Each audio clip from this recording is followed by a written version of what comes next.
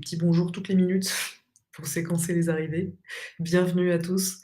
On va démarrer, dans 1 minute, à 14 heures pile, pour vous parler de marketing digital.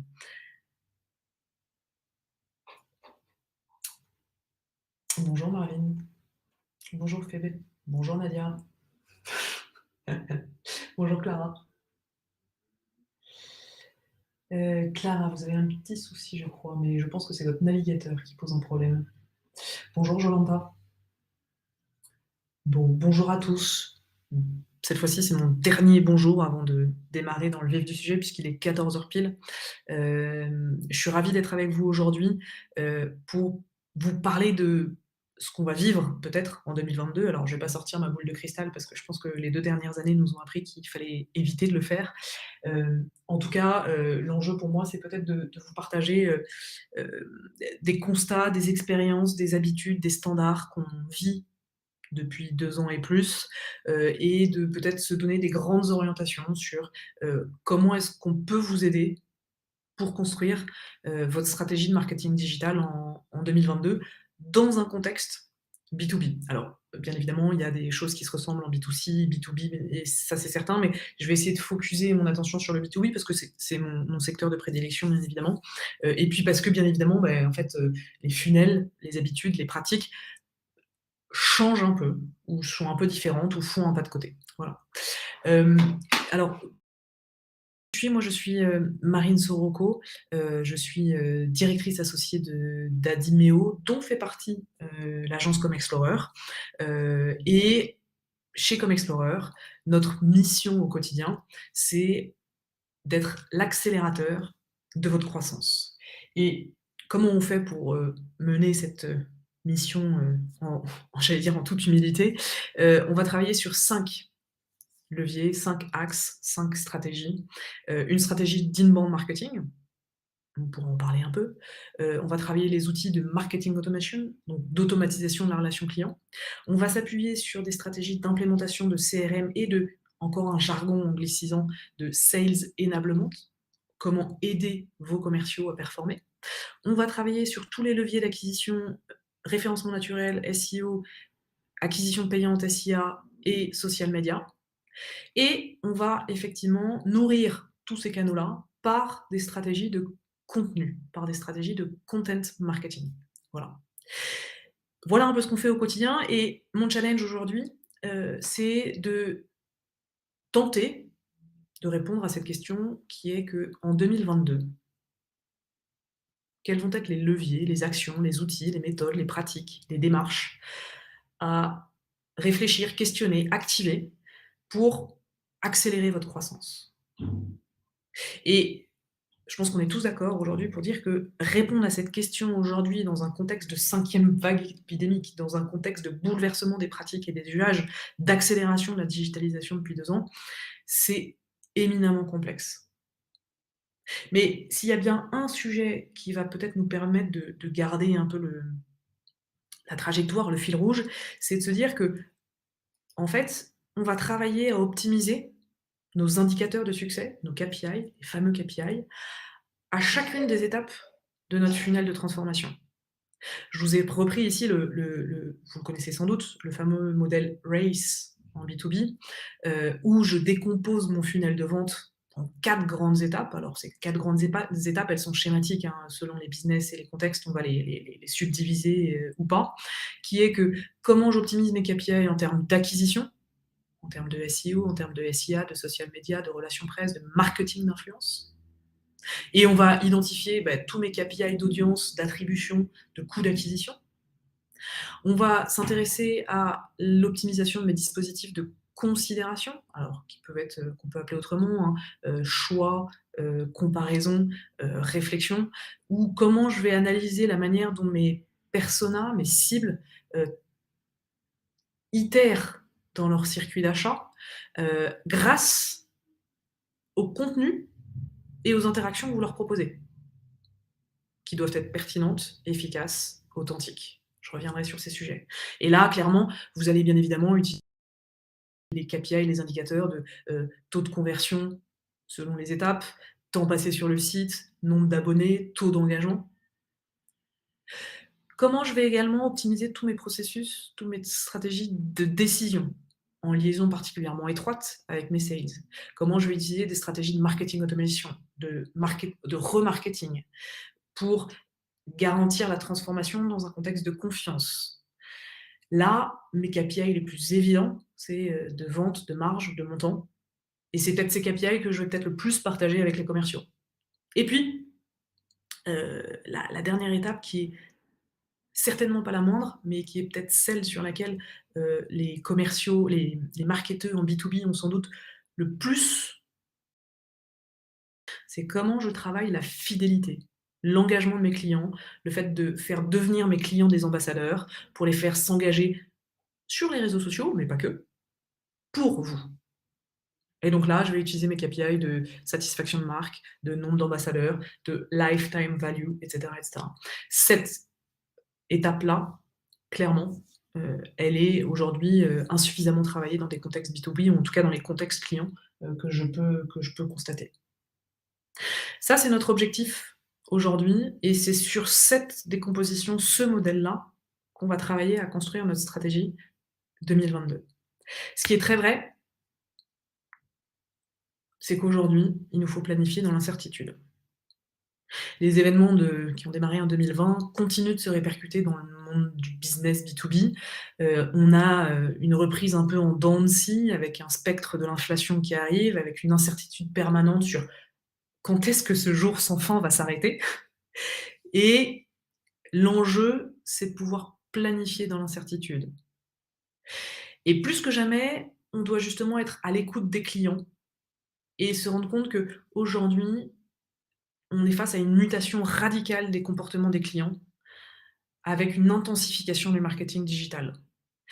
Et c'est un rapport Salesforce que vous reverrez par ailleurs dans cette présentation qui dit que 90 des responsables marketing disent avoir changé, transformé leur stratégie d'engagement depuis le début de la pandémie. Pour plusieurs raisons. D'abord parce que l'agilité et la réactivité sont plus que jamais au cœur de votre stratégie. Je recite ici comme exemple un sujet que vous aviez peut-être vu au début de la pandémie, mais qui avait marqué un peu toute la communauté, des marketeurs, qui était le Sims, la marque Sims, qui avait continué quelques jours après le début de la pandémie à favoriser, promouvoir une campagne qui était «Jouer avec la vie». Et bien évidemment, les réseaux sociaux s'étaient fait l'écho de ce big fail en question. Et puis, ça veut dire quoi la réactivité? Ça veut dire que, on ne sait pas, on ne peut pas savoir s'il y aura une sixième vague, s'il y aura un nouveau variant, si les consommateurs vont durablement changer leurs habitudes, plus en mode hybride, en mode présentiel, ou vont avoir des attentes nouvelles qui vont arriver. Donc ça veut dire qu'il faut beaucoup plus qu'avant, alors beaucoup plus qu'avant, en tout cas, l'écoute et la datation aux nouveaux besoins est toujours plus clé. On ne mesure pas aujourd'hui clairement les bouleversements sociétaux qui sont à l'œuvre. Et aujourd'hui, le Gartner, nous a sorti en 2021 effectivement un espèce de cadran sur toutes les préoccupations en B2B, mais qui impactent le B2C bien évidemment, en passant par, les difficultés économiques, l'instabilité politique mondiale, le changement climatique, la transformation vers l'omnicanalité, le home office qui bouleverse les pratiques de vos commerciaux et du marketing. Bref, aujourd'hui, l'enjeu effectivement est de pouvoir mieux écouter, plus fréquemment et avec plus de réactivité, les nouveaux besoins. Est-ce qu'ils sont nouveaux ou pas? Ça c'est une grande question. Et dans cette stratégie d'écoute, c'est aussi également de se dire qu'il ne suffit plus de dire qu'on a un engagement RSE.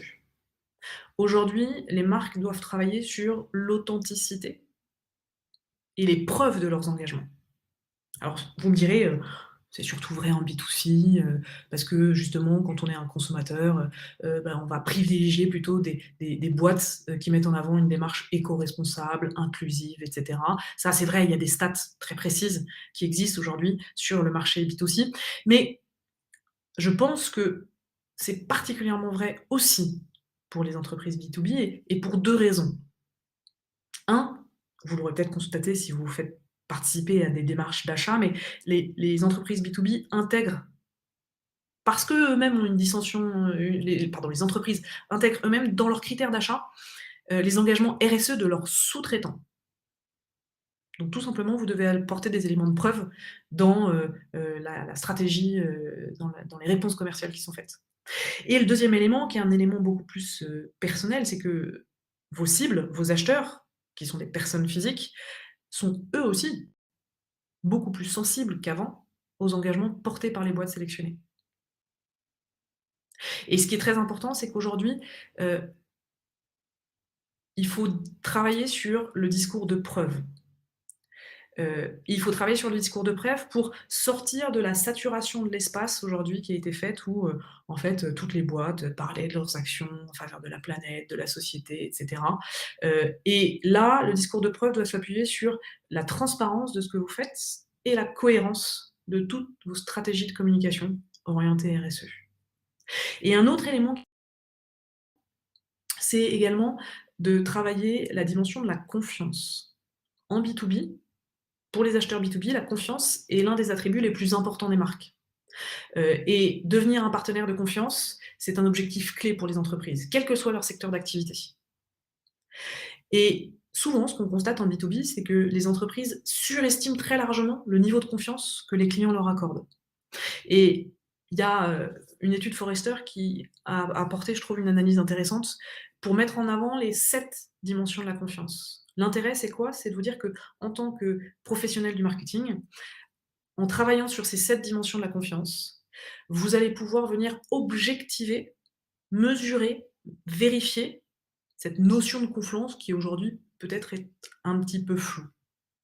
Et notamment, c'est de se dire qu'aujourd'hui, il va falloir en B2B trouver un juste milieu entre, la recherche de la performance économique, de la rentabilité, du chiffre d'affaires généré et la construction d'une relation de confiance avec les clients.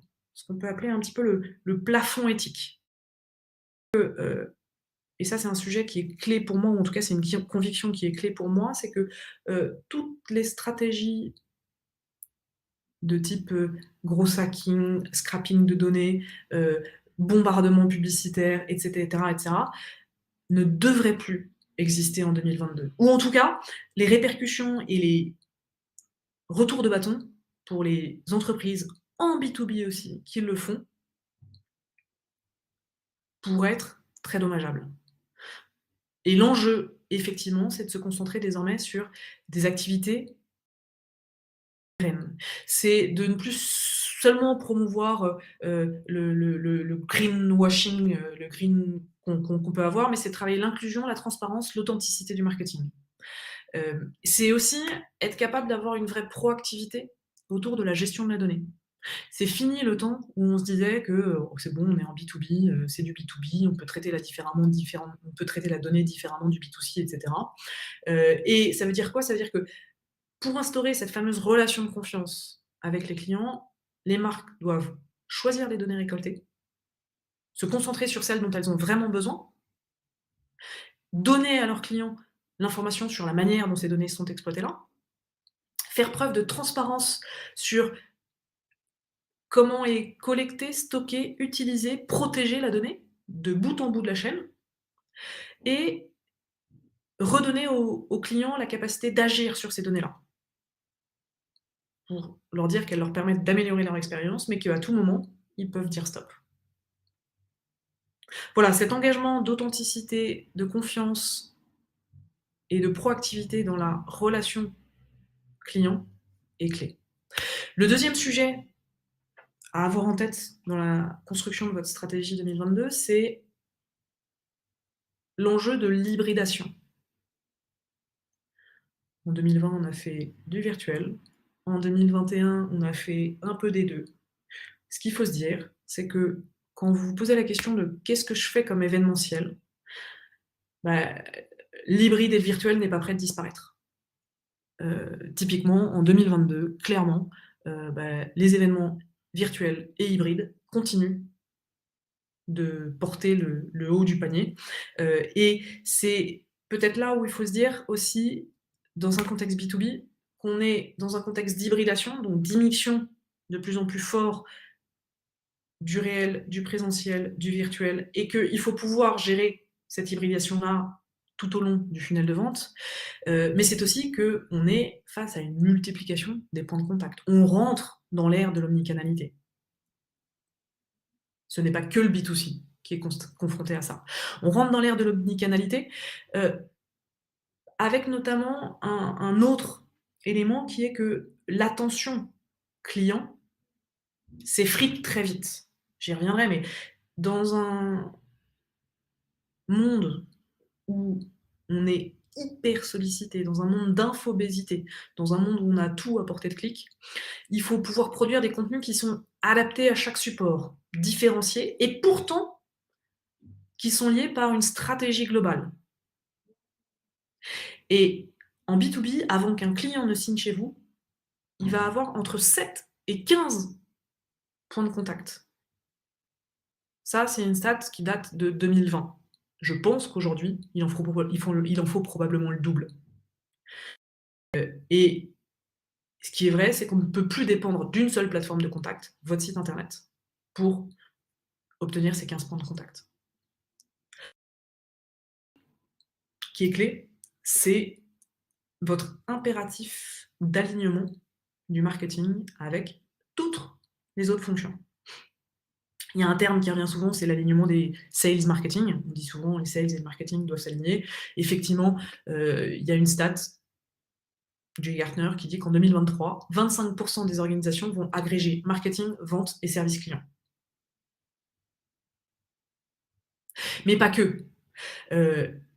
En fait, il faut absolument, pour planifier 2022, se dire que la stratégie, le plan d'action marketing doivent être synchronisés avec la stratégie commerciale, les plans de revenus et les plans des fonctions vente et produits.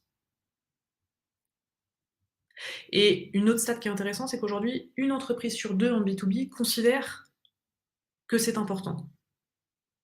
Pour autant, c'est quand même assez rarement le cas. Et c'est pour ça que l'un de vos sujets, vos mantras, l'un de vos chevals de bataille sur 2022, c'est de travailler cet alignement. Marketing reste des fonctions, prioritairement, bien évidemment, les sales et le support client. Comment faire? Tout simplement, il y a des boîtes qui aujourd'hui mettent en place une seule entité marketing commercial. Il y a des boîtes, de plus en plus, qui travaillent sur ce qu'on appelle le sales enablement. C'est-à-dire, en gros, permettre aux sales d'appréhender beaucoup plus facilement à la fois les supports que produisent le marketing, mais également faire en sorte que les équipes commerciales soient beaucoup plus digitalisées. On a toujours constaté un train de retard entre les commerciaux qui ont l'habitude de faire du commerce comme jamais. Alors clairement, depuis 2020, ils ont été obligés à se forcer de s'y mettre, mais il y a toujours une forme de méfiance des commerciaux sur effectivement toutes les stratégies de digitalisation sur ces sujets-là. Et cette appropriation par les équipes commerciales, elle est clé. Ça passe par de la formation, par de l'appropriation, par la mise à disposition de nouveaux outils, etc. Le quatrième levier, qui est peu exploité, c'est faites des binômes marketing-sales. Emmenez les équipes marketing sur le terrain pour qu'elles se confrontent à la réalité du terrain, pour qu'elles se confrontent à un discours client. Et enfin, le quatrième levier, c'est de travailler à définir un SLA, donc un accord de travail entre les équipes. Un accord de travail et un vocabulaire commun. C'est quoi un lead?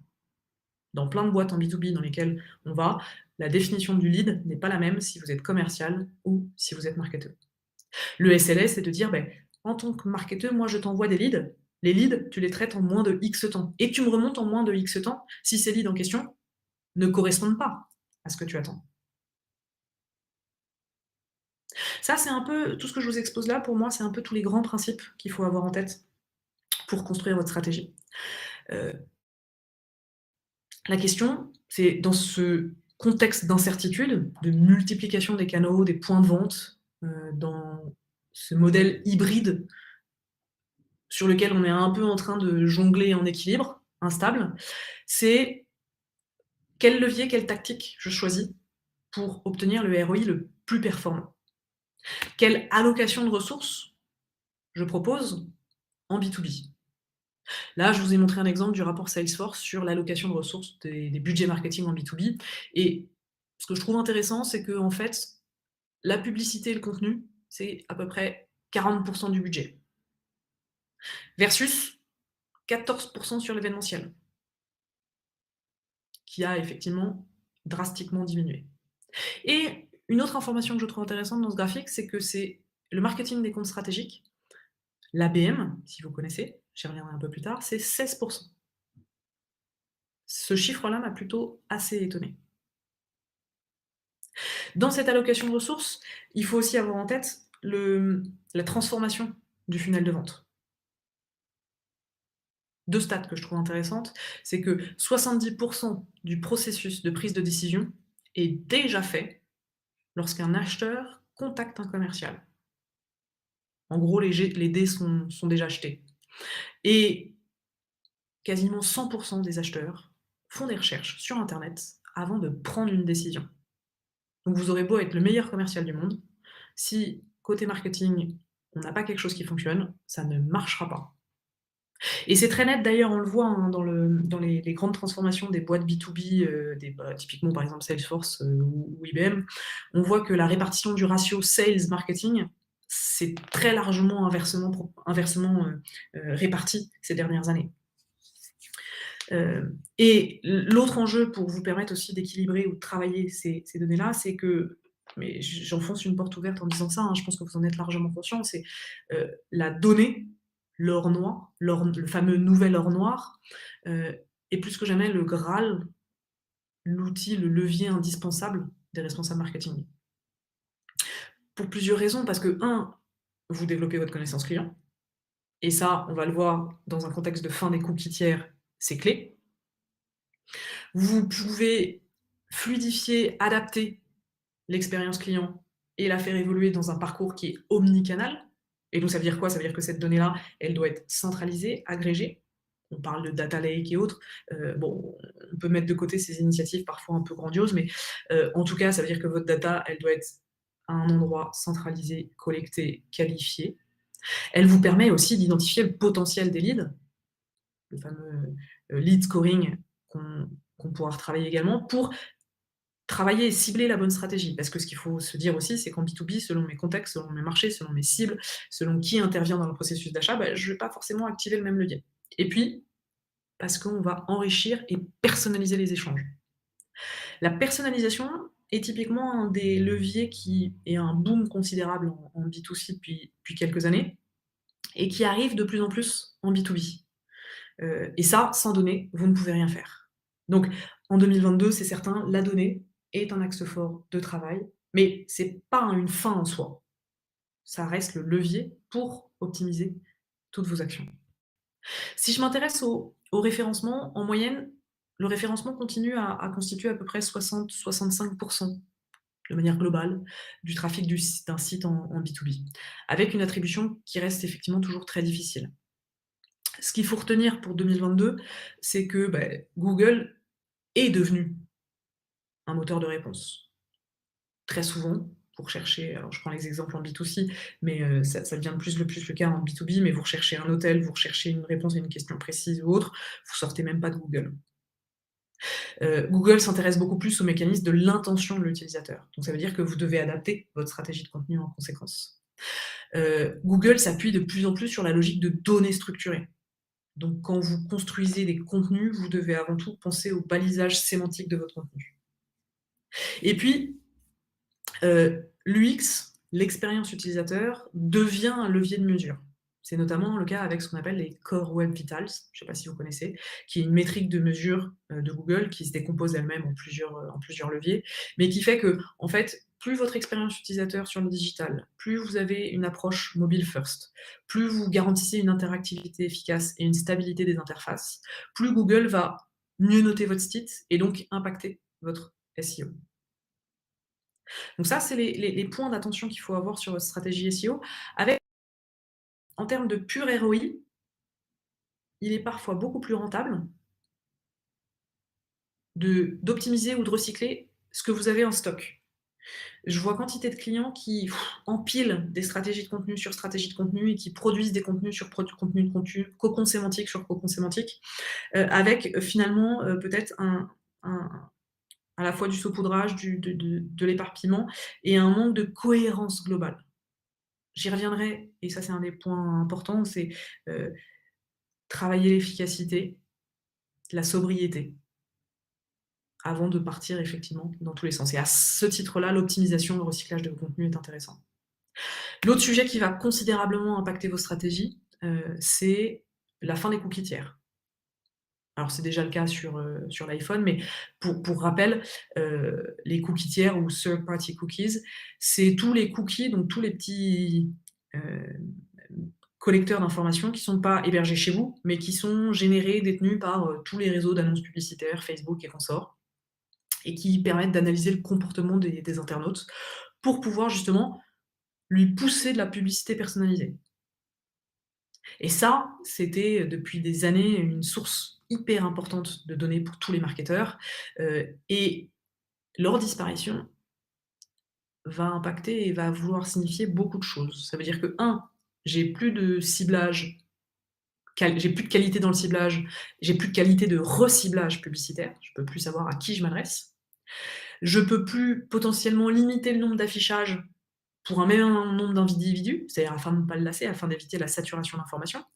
Et puis, c'est hyper difficile désormais de calculer le ROI. C'est-à-dire tout simplement parce que je ne peux plus traquer l'internaute, je ne peux plus analyser les performances. C'est-à-dire que si j'ai mis en place des publicités sur Facebook, beh, avec ça, je ne peux plus savoir, beh, quel revenu m'a été généré par cette publicité sur Facebook, puisque je ne peux plus le traquer de plateforme en plateforme.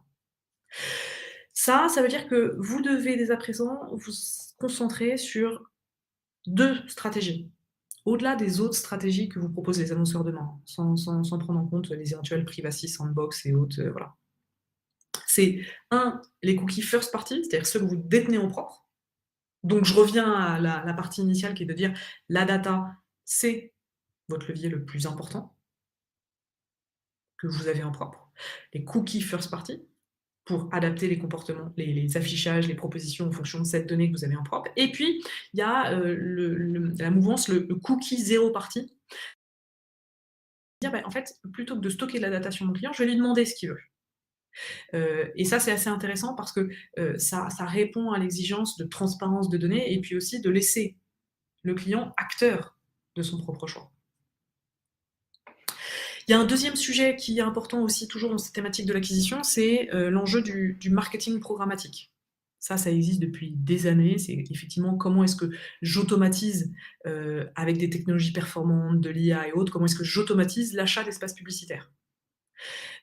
Aujourd'hui, avec AdWords, vous avez effectivement des stratégies d'enchères qui sont de plus en plus automatisées, qui fonctionnent sur un mode black box. Heu, Ça, le sujet sur lequel il faut faire attention, c'est que ça fonctionne que si vous avez de l'historique sur lequel vous appuyez. Donc cette automatisation du marketing, de l'Ads, il faut aujourd'hui l'utiliser avec précaution parce que parfois, ou en tout cas dans certains comptes clients qu'on récupère aujourd'hui, on a, des budgets considérables qui sont dépensés en automatisation, mais qui n'ont pas de résultat, tout simplement parce qu'on n'a pas suffisamment d'historique, on n'a pas suffisamment d'analyse, dans, les enchères, et cetera, et cetera. Le 2e sujet aussi qui est important, qui vient peut-être un petit peu en contradiction avec la fin des cookies tiers, mais qui, pour le coup, est un levier qui reste très important en B2B, c'est, l'enjeu de travailler toujours vos stratégies de remarketing, retargeting. On estime aujourd'hui que le remarketing est jusqu'à 125 plus efficace que les campagnes de display classiques. Et toutes les campagnes d'email retargeting, c'est-à-dire le fait que vous puissiez repousser des emails chez des clients qui sont déjà venus chez vous, qui ont déjà marqué un intérêt, génèrent jusqu'à 4 fois plus de revenus que les campagnes classiques. Pourquoi? Parce que ça a plus de pertinence et parce que justement, vous pouvez exploiter des données stockées sur vos précédents visiteurs pour adapter votre message. Et ça marche toujours très bien et ça rejoint l'autre élément que je verrai un peu plus tard, qui est comment est-ce que j'industrialise plus mes stratégies de marketing automation. Un autre sujet toujours à prendre en compte sur vos stratégies d'acquisition, transformation, c'est que bien évidemment, LinkedIn reste clé. Dans votre stratégie de brand awareness, mais également de sales enablement. C'est-à-dire, comment les commerciaux s'emparent de LinkedIn, mais les commerciaux, mais aussi, les autres collaborateurs, pour justement, effectivement, beaucoup mieux atteindre les cibles et atteindre des cibles décisionnelles en B2B. Il y a une stat que je trouve intéressante qui est que 45 des utilisateurs de LinkedIn évoluent à des postes de direction. Et dans votre stratégie LinkedIn, je ne vais pas m'intéresser aux autres réseaux parce que j'ai pas forcément le temps, mais il ne faut pas laisser de côté bien évidemment Facebook ni YouTube.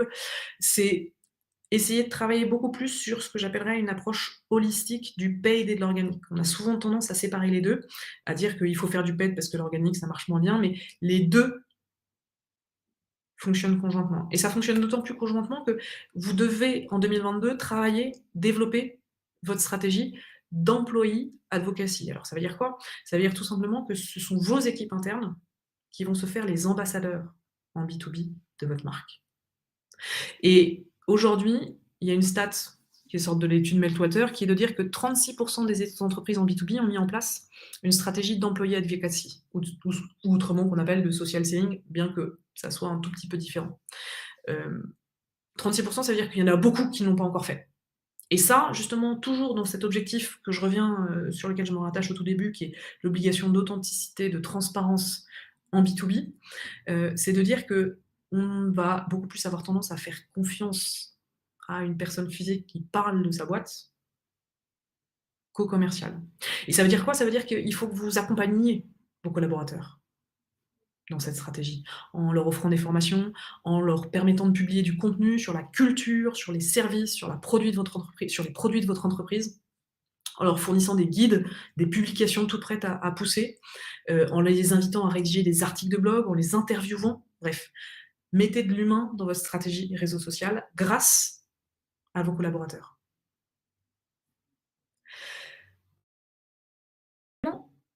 Je vais pas m'étendre sur les questions du marketing automation, de l'inbound marketing, parce que l'inbound marketing, je pense qu'aujourd'hui, c'est une stratégie en B2B qui est largement implémentée, où on sait qu'effectivement, grâce à une stratégie de contenu orchestrée sur plein de canaux, on va pouvoir considérablement engager nos clients dans un circuit de transformation.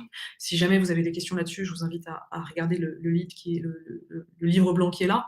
Mais en tout cas, ce qui fait de plus en plus parler de lui, c'est bien la montée en puissance de l'ABM, l'Account-Based Marketing, ou, autrement dit, le marketing des comptes stratégiques. C'est en gros, comment est-ce que j'identifie des cibles prioritaires avec un fort panier potentiel d'achat, et comment est-ce que je les cible très précisément avec des contenus et des actions hyper pertinentes pour ces cibles-là.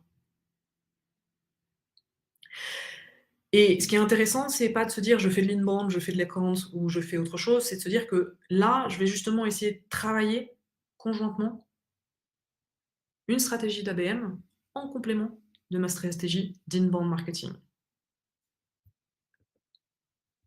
Et enfin, dernier enjeu, comment est-ce qu'on fait pour, en 2022, optimiser nos stratégies de marketing automation?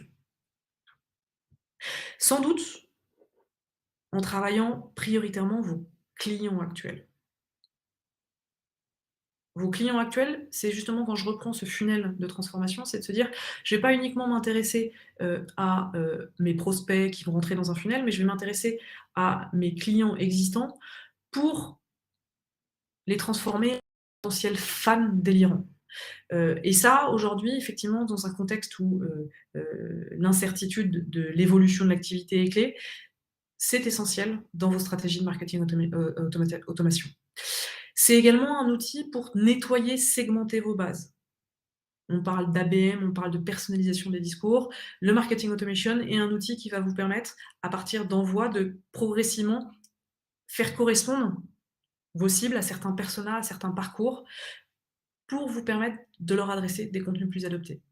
Et puis, l'autre enjeu, c'est plutôt que de travailler un marketing automation qui est orienté sur la valeur, heu pardon, plutôt que de travailler un marketing automation qui est orienté sur le produit, la valeur ajoutée du produit, ce qui vous apporte, bref, dans un discours très auto-centré, effectivement, travailler beaucoup plus votre marketing automation autour de la valeur, de la solution, de l'expertise. Je conclurai, cette présentation sur, la nécessité de repenser votre stratégie de contenu.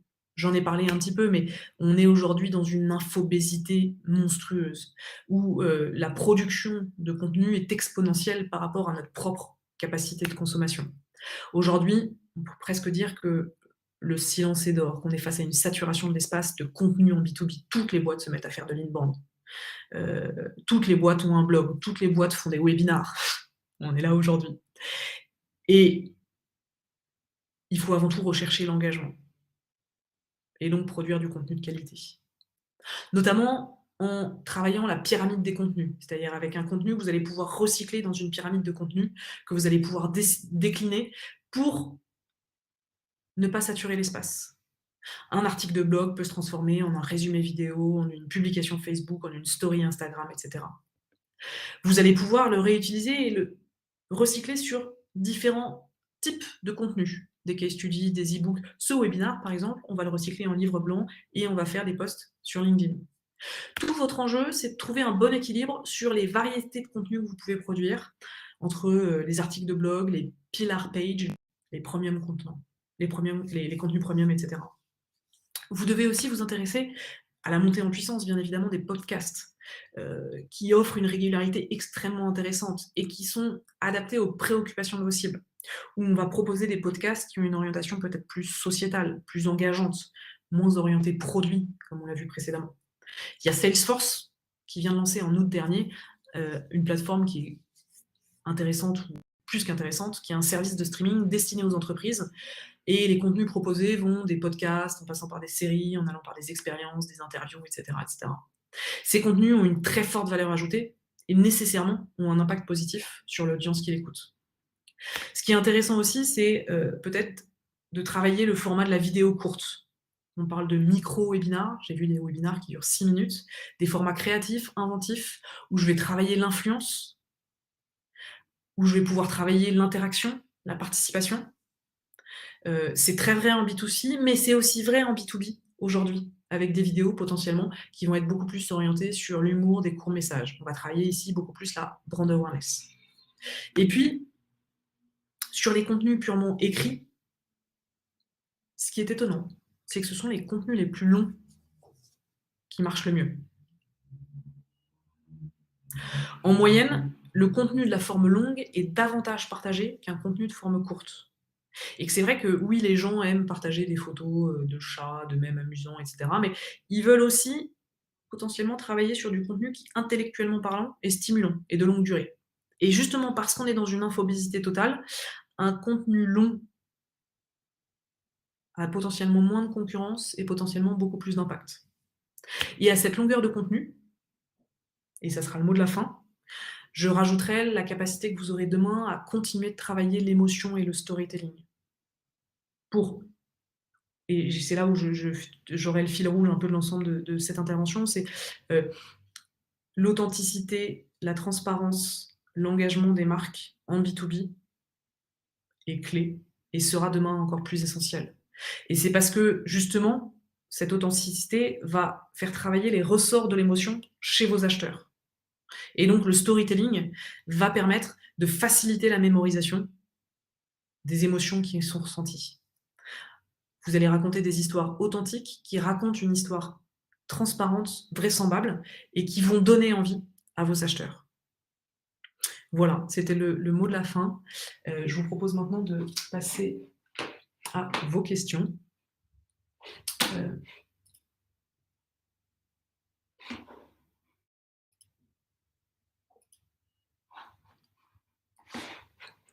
Voilà.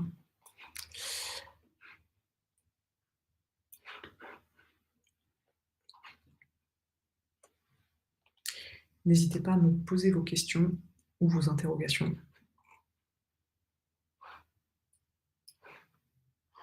Ou peut-être n'y en a-t-il pas.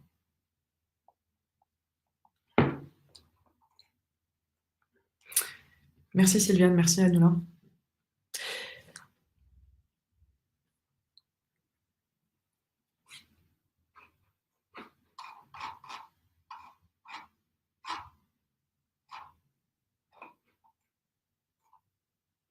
Oui, alors vous avez raison à le dire, c'est un peu un des sujets, des problématiques quand on aborde ces questions-là en 30 minutes, 35 minutes exactement. C'est la densité des informations.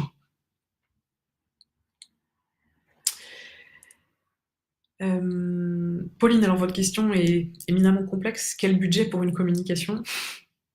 Vous allez avoir des boîtes comme Salesforce qui ont plusieurs centaines de millions d'euros en budget versus une petite PME, donc c'est compliqué de vous répondre.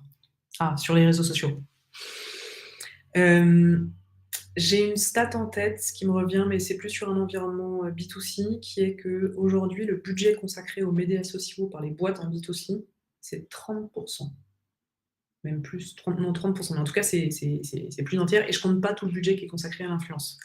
En B2B, ce qui est certain, c'est que ces budgets-là sont largement inférieurs. Mais je dirais, étant donné les transformations liées à la pandémie, les budgets sur les médias sociaux devraient continuer à augmenter, ne serait-ce que parce qu'ils ont une confiance et une fiabilité dans la transformation qui est beaucoup plus importante. Avec la difficulté qui est la suivante, qui est le fait de pouvoir calculer l'attribution depuis les médias sociaux. C'est-à-dire qu'avec la fin des cookies tiers, savoir exactement combien me rapporte une publicité sur Facebook, ça va être très compliqué.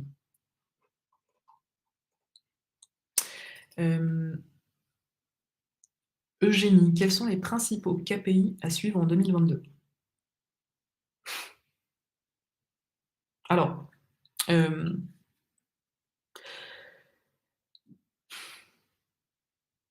que je trouverais très intéressant, mais ça sort de toute, c'est uniquement ma propre pensée, c'est d'être capable de construire un KPI de confiance, qui justement est une composante, un élément des 7 composantes.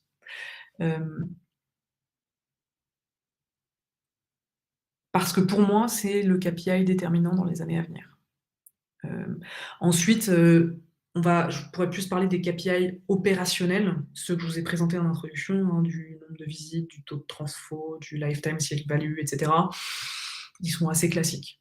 Mais voilà, si on devait en retenir un qui serait intéressant à creuser, c'est pour moi le KPI confiance, sur lequel j'ai pas de matérialité à vous donner aujourd'hui, mais en tout cas qui serait intéressant à construire.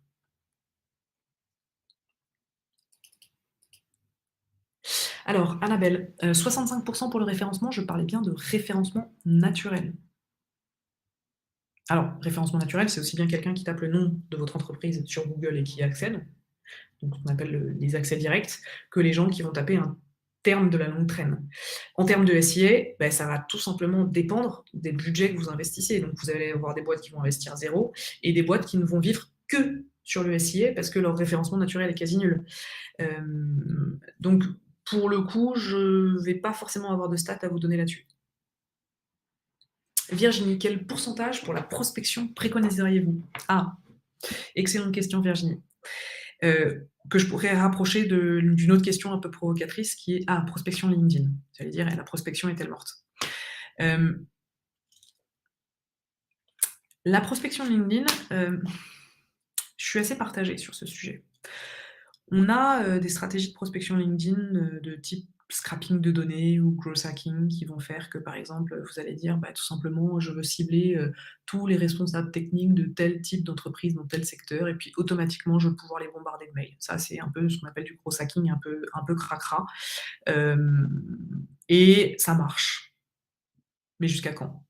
Et en termes de perception par les utilisateurs, je ne suis pas sûre que ça soit forcément très bien perçu. Donc moi, j'aurais tendance de plus en plus à dire que la prospection qui est le fait d'arriver en direct avec une offre de produits et autres, pour moi, il faut oublier cette stratégie de prospection.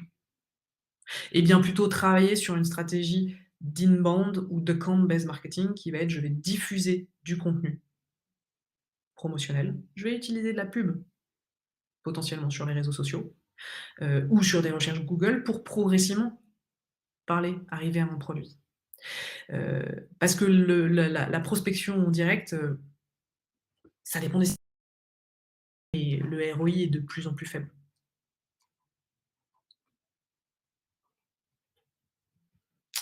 Alors Florence, je ne pourrais pas vous donner des informations sur une formation LinkedIn. Je pense que notre ami Google va pouvoir vous renseigner.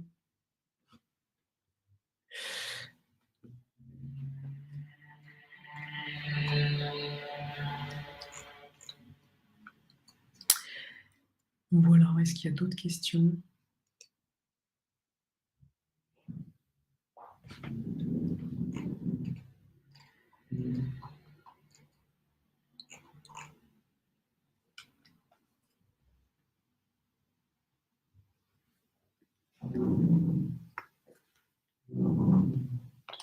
Ah, tant mieux si Virginie, on est d'accord.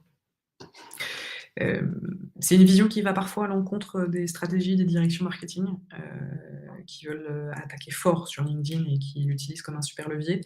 Je pense très sincèrement que c'est une vision très court-termiste, qui va marcher encore, mais, déjà, moi, je suis assez souvent étonnée que LinkedIn, facilite ou donne encore accès à des outils de scrapping de données, aussi facilement.